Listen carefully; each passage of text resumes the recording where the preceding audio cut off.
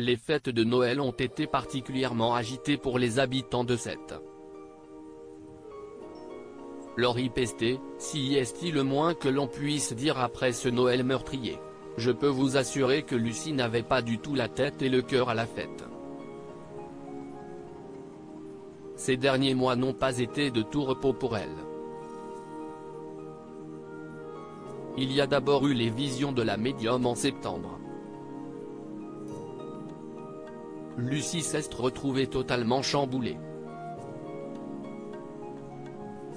Et ça ne s'est pas arrangé avec les tristes événements de Noël. Tout ça à cause de Marc Véry, son ex-chéri, qui est en réalité un serial killer. Tout à fait.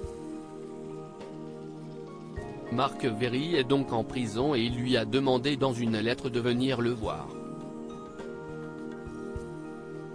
Elle s'est posé la question de savoir si elle devait y aller ou non car, même si est un serial killer, elle l'a aimé et ils ont vécu de belles choses ensemble.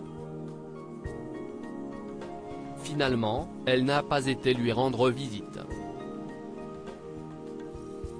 Sauf qu'au lendemain de cette décision, un policier a été découvert mort avec le cœur arraché et du rouge à lèvres. Et ça ressemblait aux pratiques de Marc Véry. Pour Lucie, c'était soit lui, soit un copycat. Alors elle a mené l'enquête afin d'en avoir le cœur net. Elle a été en prison et elle a découvert que Marc Véry était vraisemblablement mort d'une crise cardiaque.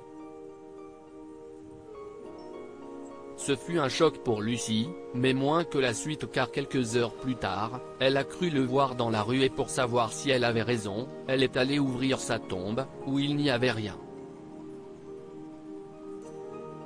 Et malgré elle, elle va se retrouver en danger de mort. Oui, Lucie est en danger de mort, elle va donc fouiner et découvrir bien des choses. Dans l'enquête qui va suivre l'ouverture de la tombe, elle va être tiraillée entre son travail et ses sentiments, et pour cause, Marc Véry va être arrêté et va lui faire des révélations. Lesquelles ? Marc Véry a confié à Lucie qu'il avait reçu une lettre anonyme en prison lui annonçant qu'on allait le venger des personnes qu'il avait mis là.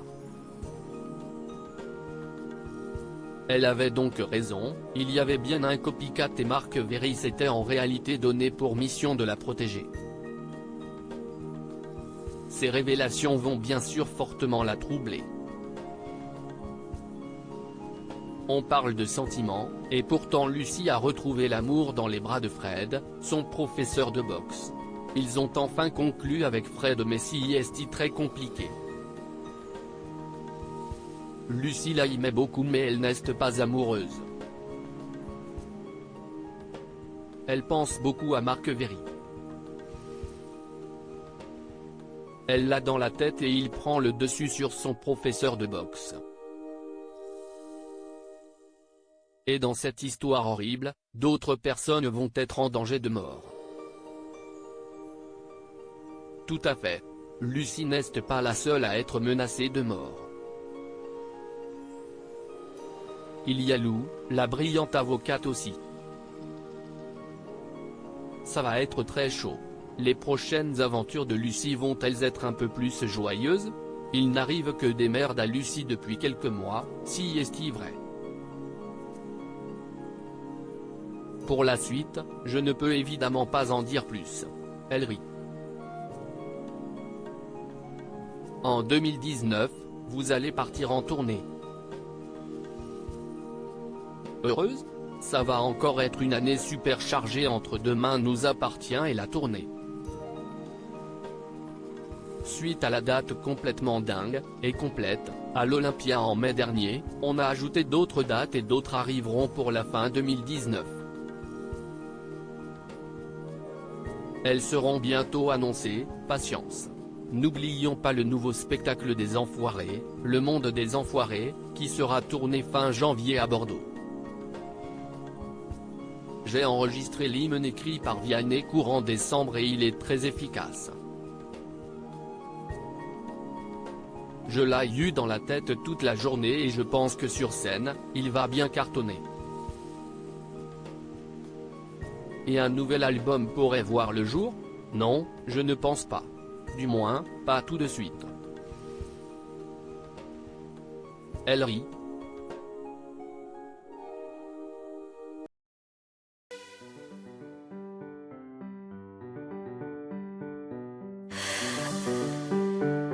나